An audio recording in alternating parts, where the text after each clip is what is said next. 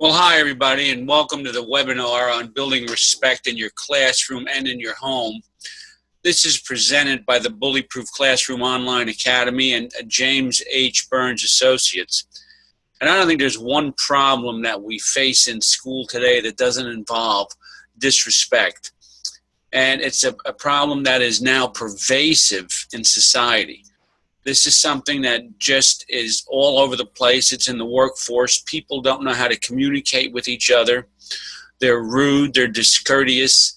They have difficulty with conflict. They talk behind people's back.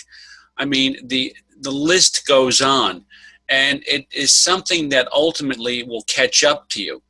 And we have to teach our children going forward that this is not acceptable behavior, and that it is something that won't be tolerated, because ultimately it will cost them. Now, disrespect is something that we see more in schools than any place else.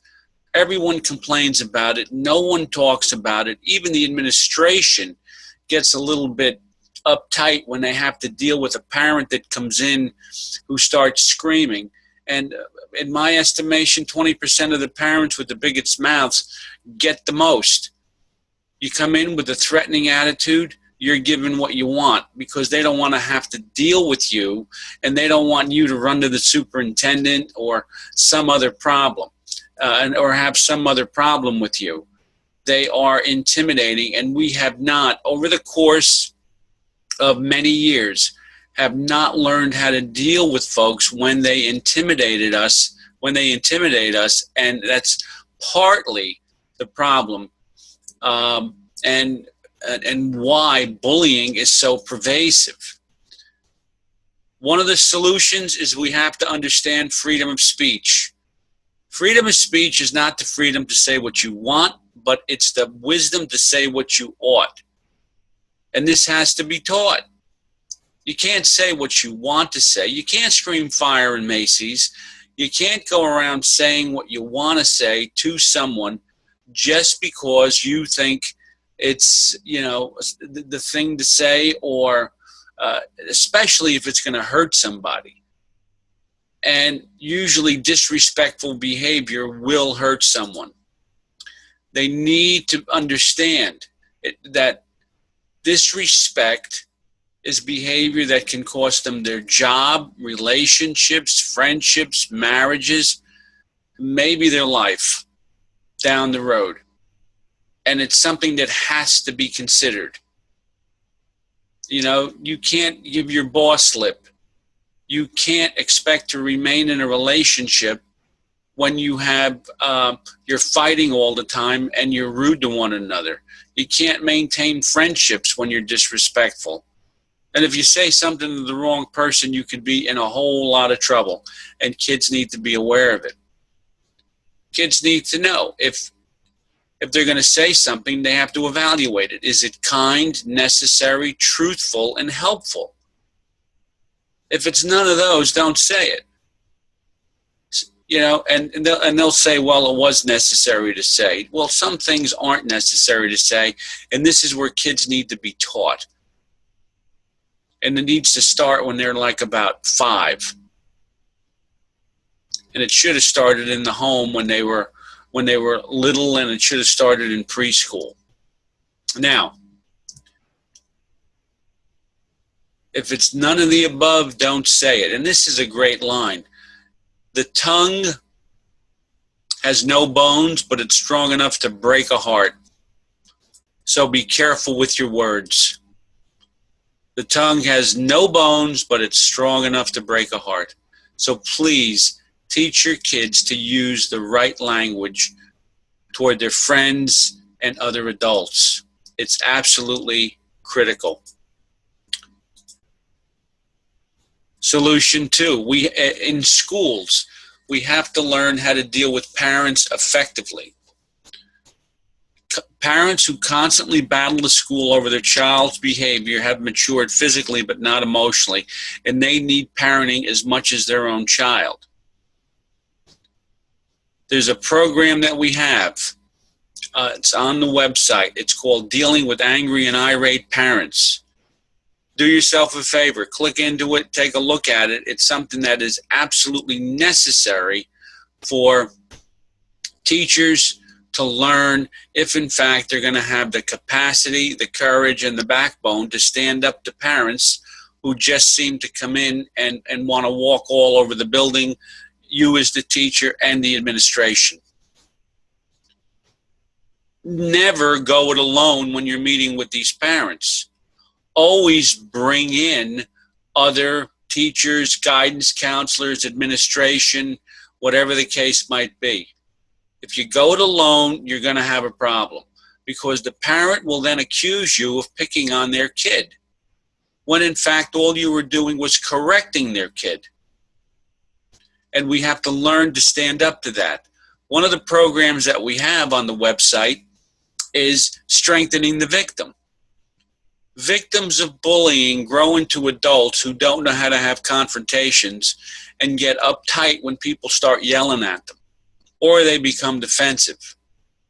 So we have to teach our children and our students how to deal with this problem going forward. When someone confronts them, how do you handle it? When someone says something rude, discourteous, and disrespectful, how do you handle it? You have to give them the language. The course Strengthening the Victim will help with this and will help children learn how to have these confrontations on their own so that they're not always running to an adult to help them solve the problem. When a child has to run to an adult to solve a problem, what happens is they lose their ability to feel capable. And if they don't feel capable, they'll lose confidence. Once they lose confidence, they're not going to want to take these risks again. So it's critical to teach kids how to deal with this type of an attitude.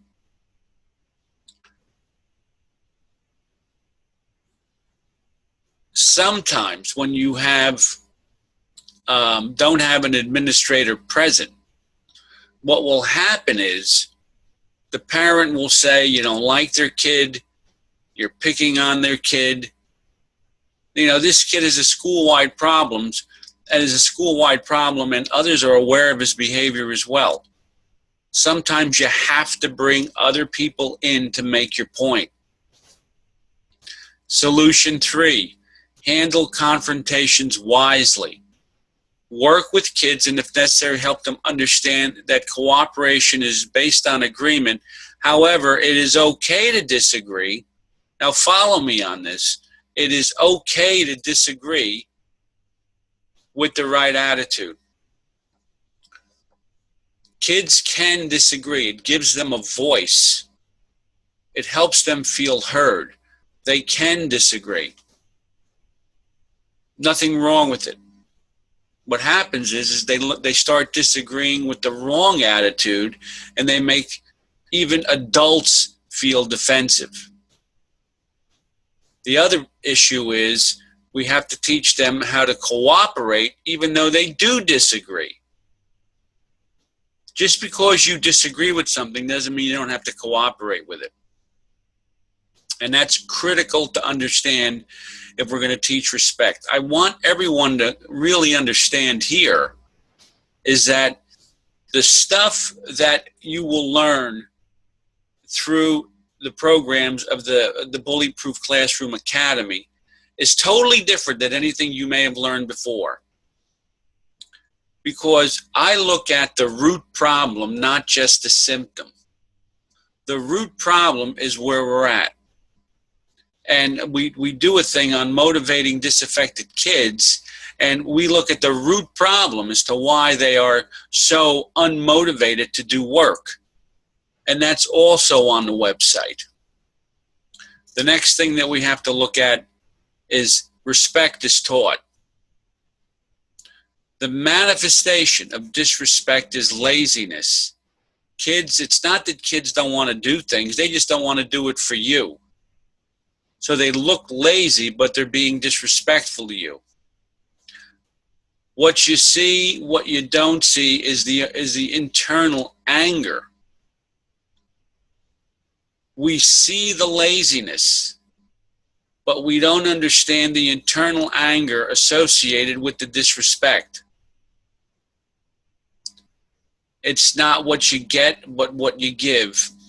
With little kids in the home, if they ask for something, what you have to do is you have to ask them to do something for you before they get what they want. This is our way of unleveling that ground where kids feel as if you're on par with them. The ground's not level. Someone's in charge. Unfortunately, there's got to be Indians and there's got to be chiefs. You have to correct it. Anytime you hear disrespectful language, it has to be addressed. You cannot allow kids to say what they want, and you have to use the instruction, warning, and correction method. Now, I'm not sure if I share that here, which I don't. We're going to go back. The instruction, warning, and correction method is this. You give the kid instructions. He doesn't follow through with them. Now, there's two things that are happening here. When we give a youngster instructions, we make two very, very big assumptions. Number one, they heard us. Number two, they understood us. Neither of which may be true. So what we do is we give them a warning. Now, if the child is rude or discourteous or non-compliant, after you've given the warning, you can assume that the child is being willfully disobedient. But you leave yourself the out by giving him the warning. The warning is what's important. And the warning is not a prelude to punishment. The warning is merely an opportunity to determine if the communication between you, okay, is right. If everyone's understanding each other. That's how you build a relationship with a child. Instruction, warning, and then correction. Sometimes we draw our boundaries in anger, and we wait for some behavior to crop up that we've never even spoken about, and we react to it. That doesn't work with the kid. Kids respond better to teaching. Give them the instruction, the warning, and the correction, and you will see behavior change. Now, we all have kids that we like in school. And this idea that I like you but I don't like your behavior is really baloney. You don't like the kid. And only you know who you like and who you don't like.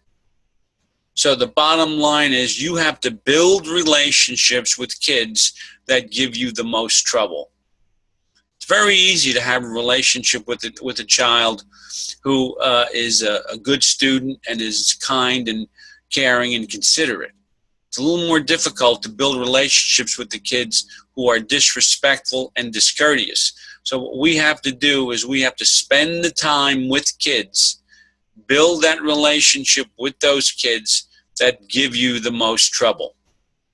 Okay, that concludes this webinar. I certainly hope you enjoyed it. Please go to www.bpc.com. Check out the other courses that are there. I'm sure that you'll find something that will meet your needs and something that will definitely address some of the concerns that you have in your classroom. Thanks for watching. I hope to see you again.